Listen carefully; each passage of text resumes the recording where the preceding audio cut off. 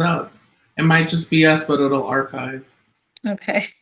And we are live. Hello, YouTubers out there.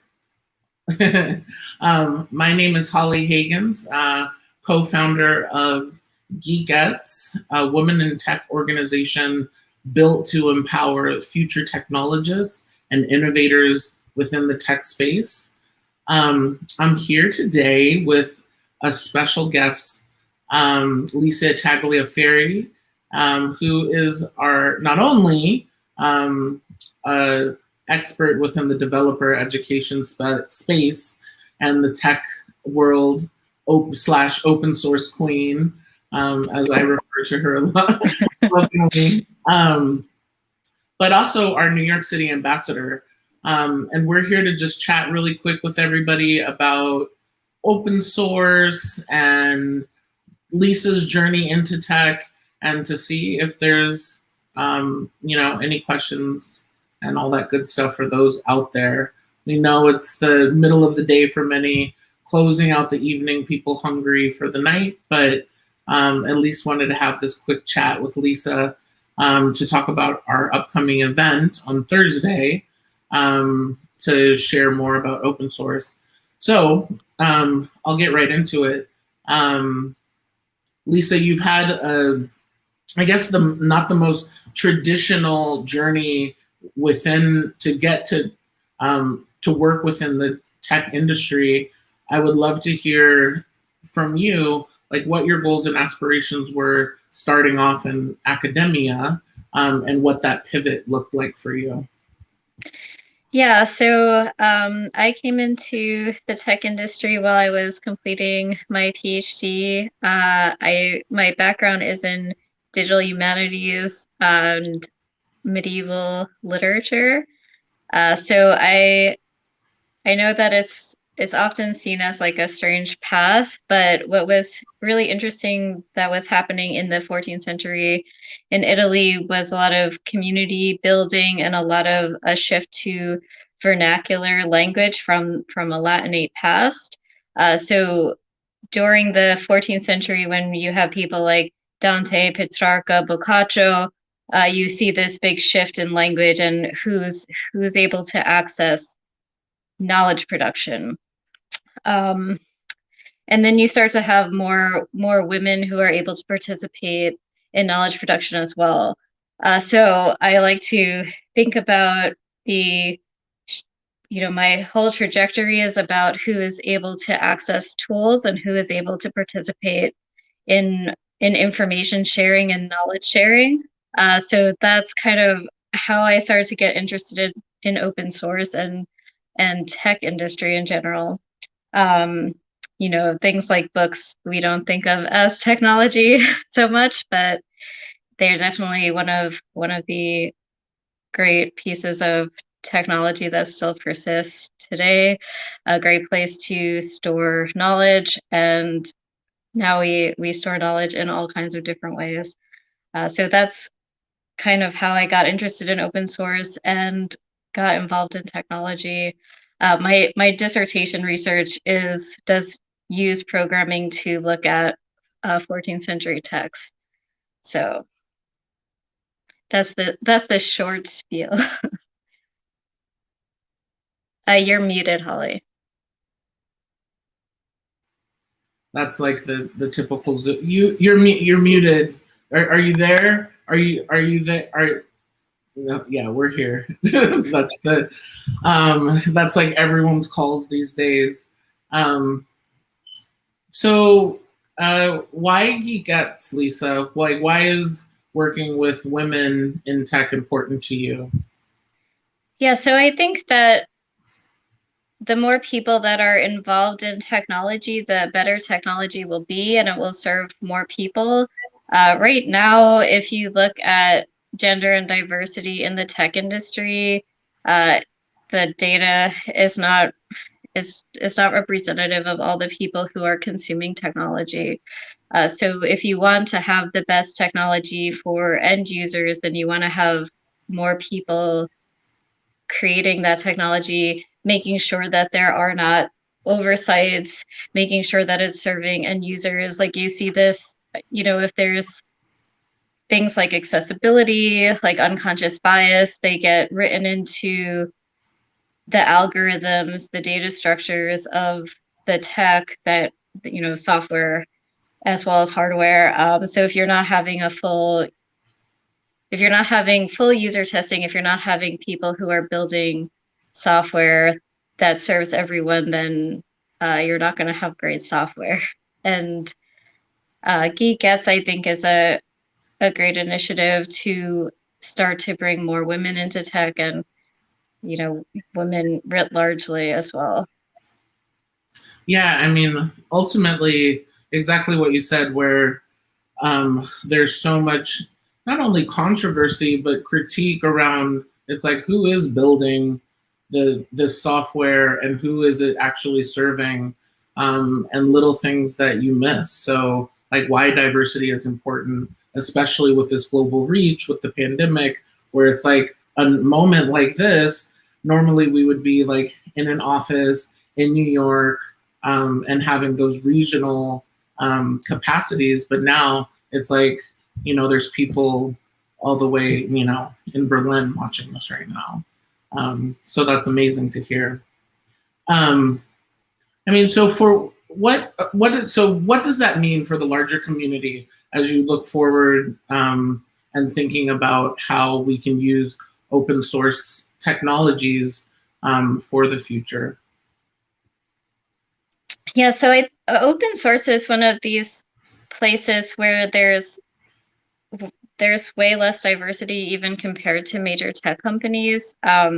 This crazy data point is that open source contributions by gender, 95% are by men, 3% by women, and 1% folks who identify as non-binary. Like that's it shocks me every time I look at that data point, and trying to build inroads and structure in inclusion into open source is where we could start to make sure that open source is serving everybody. Open source is used as like underlying libraries for so much of technology that's built out today. So not inviting everybody in is going to prevent like the software that serves end users really well. So a lot of the work that I've done, especially with Hacktoberfest, has been to get people gently introduced into open source and to try to help people find kind of their communities where they feel like they could meaningfully contribute, where they could learn the ropes in a inclusive space. And what I'm trying to do is to provide tools for maintainers and contributors to start to structure in inclusion, to encourage that diversity that is so deeply needed in this space. Yeah, that's a great point. I just put a link there for those that don't know Hacktoberfest. It feels like, with us working at DigitalOcean, that's all we know in so many words, and often because, it's our big moment to celebrate open source for, newbies to folks that have been contributing, a lifetime. Um, with that, what thinking about Hacktoberfest and people getting involved, and for newbies for the first time, and like learning Git can be really intimidating, right? It's not that easy. So, what non-code contributions, can people make to open source to ultimately dip their toe in the open source waters? Yeah. So I think that code contributions are awesome, and if people feel comfortable doing that, then I would definitely encourage it. Just make sure that you're reading what all the documentation that the maintainers provide to make sure that your pull request is appropriate.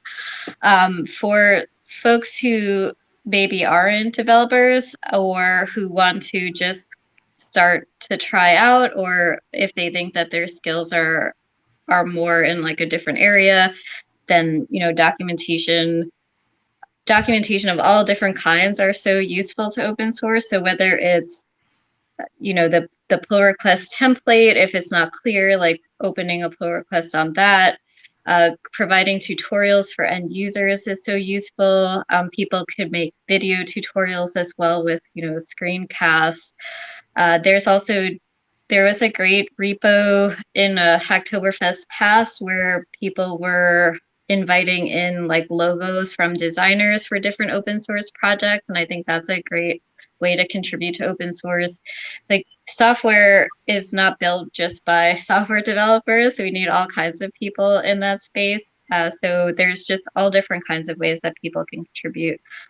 Translations as well, closed captioning for or transcripts for podcasts. Like I've seen all kinds of different repositories that kind of just add more to existing software. And there's also sometimes people will label issues with great first issue, which is that kind of signals that that's a good repository for folks to consider contributing to, because newcomers will be welcome there.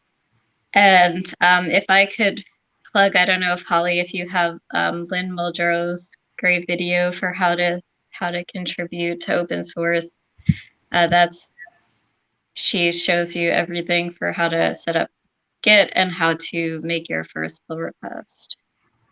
I don't have it readily available, but okay.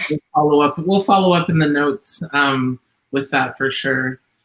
No, that's great, Lisa. So for those of you joining or watching this later on demand, Lisa will be giving a talk on Thursday for the Geekettes virtually online about how you can contribute and going deeper into how we can build a more inclusive open source community and how you can be a part of that. So really excited not only to hear you speak, and I've,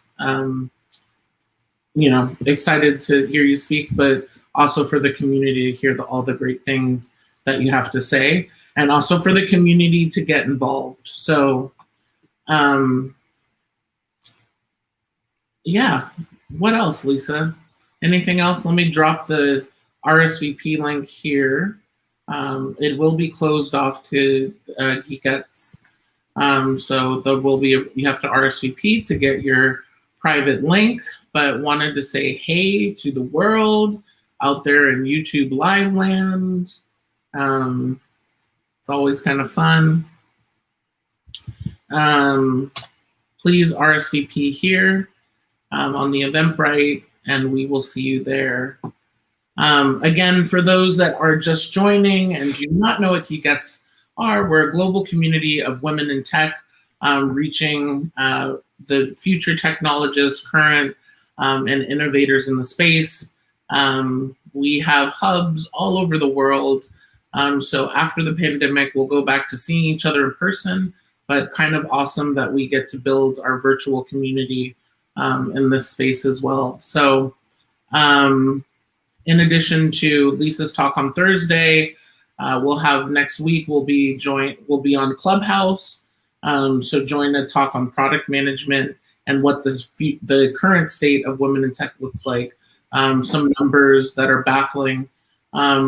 Even doing this is year 8.5 for me, working on getting more women into tech. And of course, join the Geekettes Discord server, where you can introduce yourself, meet other like-minded women that want to network and chat with you. So thank you, Lisa. This was great. For everybody, we'll see you on Thursday. But stay safe, stay healthy, and all the good vibes. Bye, Lisa. Thank you. Bye. Thank you, Holly.